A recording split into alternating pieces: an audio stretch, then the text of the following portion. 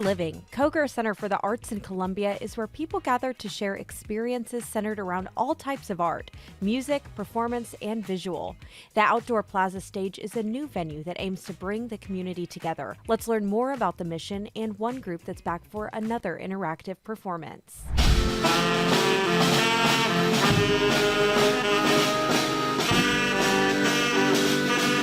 So the Plaza Stage is about 2 years old.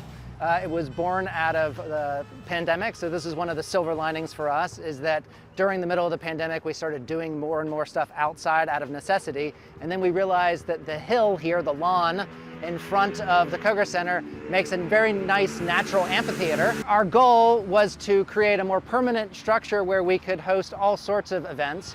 So part of what you see behind me is the name Squonk on the set, and each of those letters is a bellows that feeds air into this fantastic, crazy tuba-belled accordion, Squonkcordion. And this is part of the fun of Squonk, is that they invite the audience up on stage to perform with them during the performances. The last time they were here, we had these two huge purple hands. The audience got to come up and make the hands sign language by pulling on the ropes, but this year it's about creating music with the musicians. Squonk writes all their own music. They're really fantastic, innovative units that marries visuals and original music, and we're so excited to have them here because this is the goal of the Koger Center for the Arts and our Outdoor Plaza Stage, which is to bring new, exciting, and different things to reach new audiences and remind people that the arts looks maybe not the way you think it does all of the time. I'm Steve O'Hearn, and I'm from Squonk, the show behind us, and I'm one of the two artistic directors. I work on the designs, and my partner Jackie Dempsey does the music with the band. It's a multimedia performance that's fun and accessible and goofy, but it's musical all the way through. There are no words, no speaking, no plot, no characters. It's just kind of things happening in front of you that are joyous and fun, we think, and inventive. And they invite an audience to kind of become one thing, a unified creature during a show. Because in performing outside, as Koger's new stage here indicates, it's very different being outside than in a theater where it's all darkened and you're looking at a proscenium that's lit, which is not unlike a computer screen, a little redundant in these times, I think. I think it's important to have acts like this, although there aren't a lot of them, out here in the public space where people, thank you, can gather informally and don't necessarily know what's going to happen. There's not the constraint of an intention of doing this. And we get all kinds of people at these shows. They wander in off the street. Some of them have heard of us. Some of them just want to come see Koger's new outdoor stage.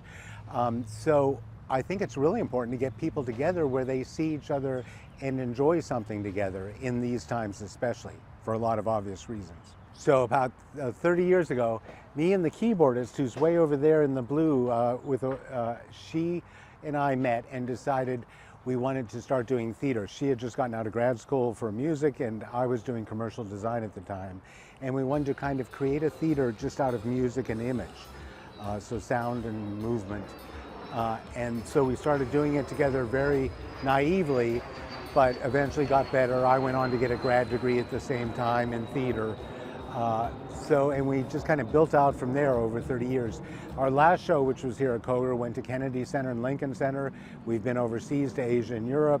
So in those 30 years that we've been on Broadway and off Broadway several times, we've gone to a lot of places. But one thing we returned to was this notion of doing work out in the public space. One of our first shows was in a junkyard with choreographed cranes behind us, and we were in cars and on top of cubed cars doing shows. So we love this idea of just doing it, kind of embracing being in the public. This fall, we're excited to be bringing 6 free outdoor concerts in a variety of art forms, musical genres. Our goal was to bring you stuff that we wouldn't normally have inside at the Koger Center. So we've got David Rodriguez and the Latin Hustle, so we've got a Latin concert. We've got Cam West, who is a sort of pop R&B artist. We've got a couple of indie bands, so some indie rock bands, which is not something we normally get here at the Koger Center for the Arts. And then we're doing a sort of 70s, 80s cover band.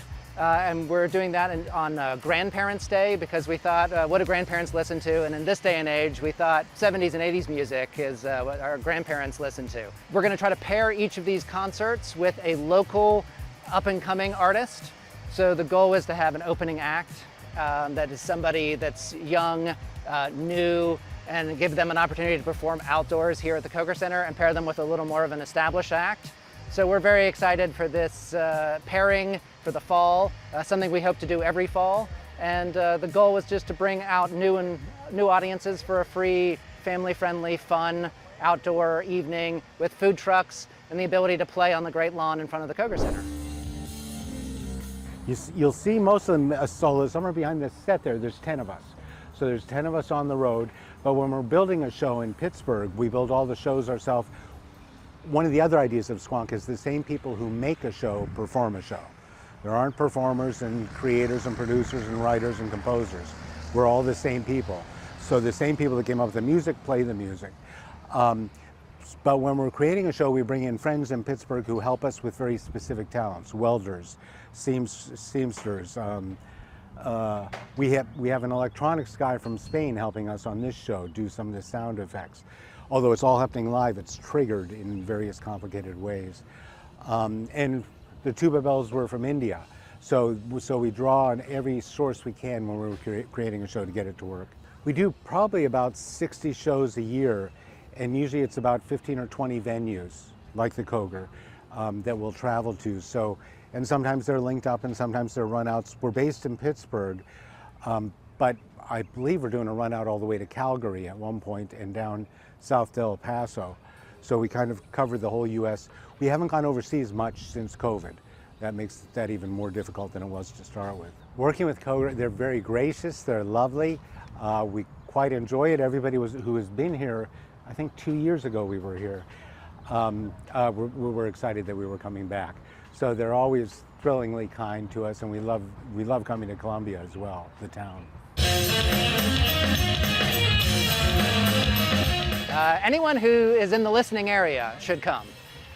This really isn't geared towards any one particular group of people, age demographic, anything like that. We're really trying to see a nice mixture of audience. We want the audience on the lawn to look like the audience in Columbia, South Carolina. Young, old, people from out of state, people who were born here, folks from out of the country, you name it. We're excited because we believe in each of these different bands, and I think that regardless of what you like for music, you'll like them all.